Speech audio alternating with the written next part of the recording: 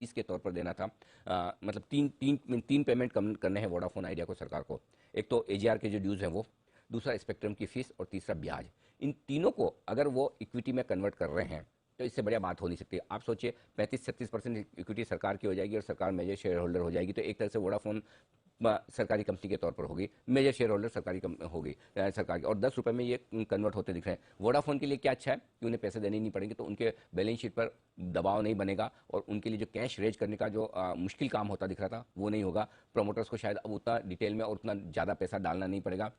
जो कुछ भी ऑपरेशन से कैश फ्लो आएंगे वो कैश फ्लो आप अपने बिजनेस में, टेक्नोलॉजी में यूज़ कर पाएंगे। तो ये एक राहत की बात वोडाफोन के लिए। सरकार के लिए क्या है, अदरवाइज आपको लग ही रहा था कि वोडाफोन दे पाएगा नहीं दे पाएगा, प्रोमोटर डालेंगे पैसा नहीं डालेंगे, वो पैसा एक तरह से बेड डेट हो भी सकता था, वो नहीं होगा। तो कम से कम इनडायरेक्टली सरकार के पास पैसा आ जाएगा। इंडस्ट्री के लिए क्या अच्छी बात है, 3 बड़े प्लेयर्स सरकारी कंपनी के अलावा प्राइवेट सेक्टर से आपके अब बने रहेंगे। तो एक और जो बड़ा डर लोगों को काफ़ी लंबे समय तक था कि वोडाफोन आइडिया जिंदा रहेगा नहीं रहेगा, आगे क्या होगा, हालांकि कुछ समय से ये डर तो निकल चुका है, लेकिन फिर भी इस पर पूरी मुहर लग चुकी है कि वोडाफोन आइडिया अब बना रहेगा, आगे काम करता रहेगा। तो ये सारे बड़े डेवलपमेंट हैं जो वोडाफोन आइडिया के इस बड़े डिसीजंस की वजह से होते हैं। तो ये मेरे ख्याल से मतलब वो इसे कह सकते हैं कि वोडाफोन आइडिया के लिए मुंह मांगी मुराद मिल गई है कि उनको जो कुछ भी पैसा सरकार को देना है वो सरकार इक्विटी में कन्वर्ट कर लेगी, और इक्विटी में जाहिर सी बात है कि बाद में आगे चलते हुए जब भी जो भी आगे डेवलपमेंट हो वो आगे देखे जाएंगे। तो एक बड़ा रिलीफ वाली बात है। प्रदीप, आपको याद होगा मेरे ख्याल से नवरात्रि के वक्त हमने इस स्टॉक को नवरात्रि के हिसाब से 1 साल के लिए कहा था कि हाई रिस्क हाई रिटर्न वाला स्टॉक है, 12 रुपये के आसपास इसको लेकर रख लीजिए।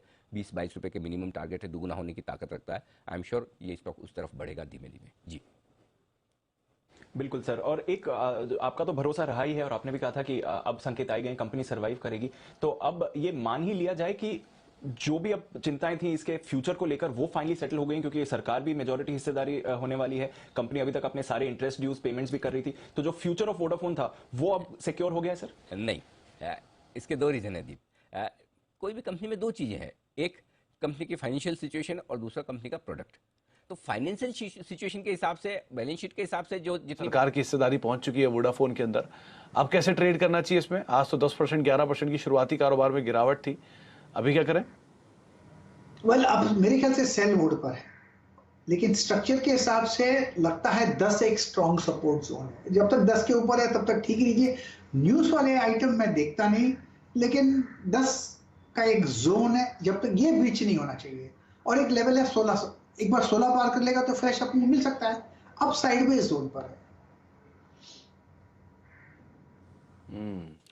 तो साइडवेज जोन के अंदर जरूर है, लेकिन आपकी खरीदारी जो है 10 रुपए वो एक स्ट्रॉन्ग सपोर्ट भी है, तो उसको आधार मान के आप पोजीशन में बने रह सकते हैं। तेजी मिले तो आप निकल। आज कंपनी ने अपडेट देकर यह बताया कि वो अपने एजीआर बकाए प्लस उसके ऊपर जो ब्याज है इसे इक्विटी में बदलेंगे, यानी सरकार को जो है शेयर जारी किए जाएंगे, 10 रुपए के हिसाब से जो है शेयर जारी किए जाएंगे। और इस कन्वर्जन के बाद अगर आप देखें तो सरकार की जो है वोडाफोन आइडिया में करीब 35.8% हिस्सेदारी होगी। जो प्रमोटर्स हैं इनका स्टेक 72.05 से घटकर 46.3% हो जाएगा, यानी बड़ा जो है इक्विटी का डाइल्यूशन होगा। और क्योंकि सरकार, जैसे कि कंपनी ने अपडेट देकर ये भी बताया कि एजीआर के जो ड्यूज हैं इसकी एनपीवी यानी नेट प्रेजेंट वैल्यू अगर आप देखें तो करीब 16,000 करोड़ के आसपास की है। और इसी कारण के बल पे आप देखें तो स्टॉक में आज बड़ी गिरावट देखने को मिली, क्योंकि 16,000 करोड़ का जो एजीआर बकाया है और 10 रुपए के हिसाब से अगर शेयर सरकार को जारी होंगे, यानी 1600 करोड़ जो है नए फ्रेश इक्विटी शेयर जो है वो इशू होंगे। ऑलरेडी अगर आप देखें तो वोडाफोन आइडिया की जो इक्विटी बेस है यानी नंबर ऑफ शेयर्स वो काफी ज्यादा हैं, 2,873 करोड़ शेयर हैं। 1600 करोड़ और शेयर जो है वो जारी होंगे, यानी ईपीएस का डाइल्यूशन जो है वो काफी देखने को मिलेगा। और एक और कारण ये भी है जो कि काफी स्वाभाविक है कि कल अगर आप देखें तो इसकी क्लोजिंग 14 रुपए 85 पैसे के आसपास थी, अब 10 रुपए पर जो शेयर जारी होंगे वो काफी डिस्काउंट पर हैं। इसके चलते भी देखिए स्टॉक में बड़ी गिरावट देखने को मिली।